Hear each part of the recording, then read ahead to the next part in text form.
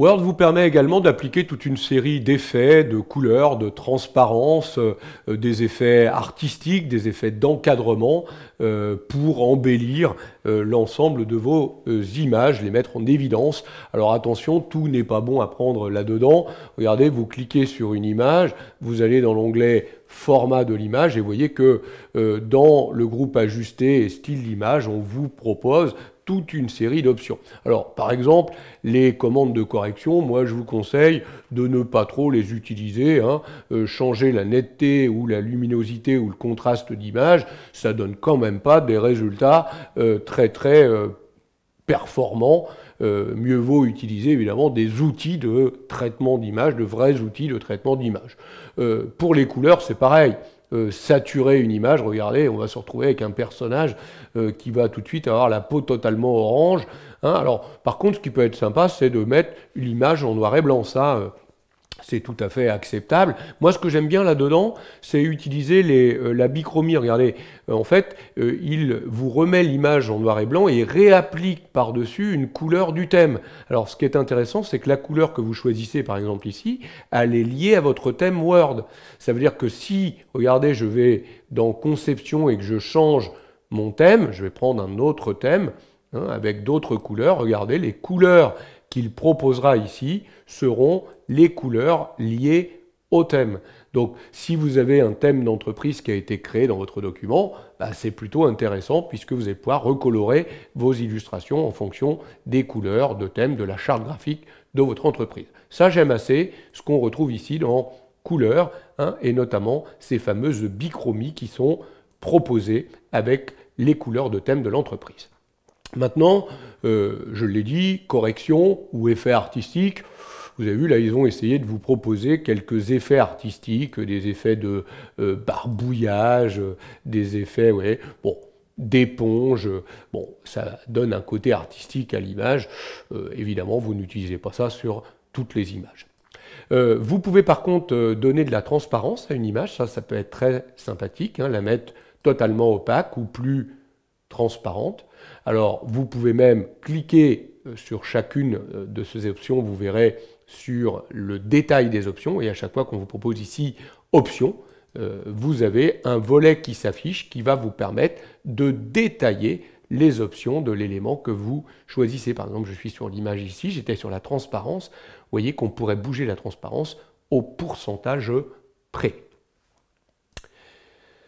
Vous avez d'autres options, par exemple, vous pouvez appliquer des effets ou des styles automatiques. Regardez, je vais reprendre cette image, repartir dans format de l'image. Vous voyez qu'ici, on vous propose toute une série de styles prédéfinis. En fait, il va encadrer l'image avec une forme d'encadrement et automatiquement enfermer l'image à l'intérieur de cet élément. Donc ça fait le travail, ça vous permet vraiment d'avoir quelque chose de relativement sympathique autour de votre image. Si vous voulez travailler vous-même le type de biseau, les encadrements, les effets, là, au lieu d'utiliser les styles automatiques, vous utilisez les boutons de bordure d'image et d'effet d'image. Par exemple, regardez ici, je vais reprendre cette image, je ne vais pas lui remettre une bordure, sinon, regardez, si je réapplique un encadrement dans une épaisseur avec un trait précis, je vais me demander à quoi ça sert d'avoir supprimé l'arrière-plan, puisque j'ai supprimé l'arrière-plan pour retirer l'effet cadre, et je vais me recréer un cadre. Mais pourquoi pas? Sur certaines images, ça peut être intéressant d'avoir un cadre autour de l'image. Vous allez pouvoir également appliquer des effets. Vous voyez, on va avoir des effets ici, par exemple, d'ombre. On va mettre une ombre où on le souhaite. Vous voyez, je vais mettre une ombre, par exemple, ici plutôt en bas. On voit bien cette ombre en bas de l'image. Pareil, vous voyez que quand on choisit l'ombre, en allant dans les options d'ombre ici, dans le volet de droite, on a la possibilité de changer tous les paramètres d'ombre. La couleur de l'ombre, la taille de l'ombre, le type de flou, l'angle, la distance.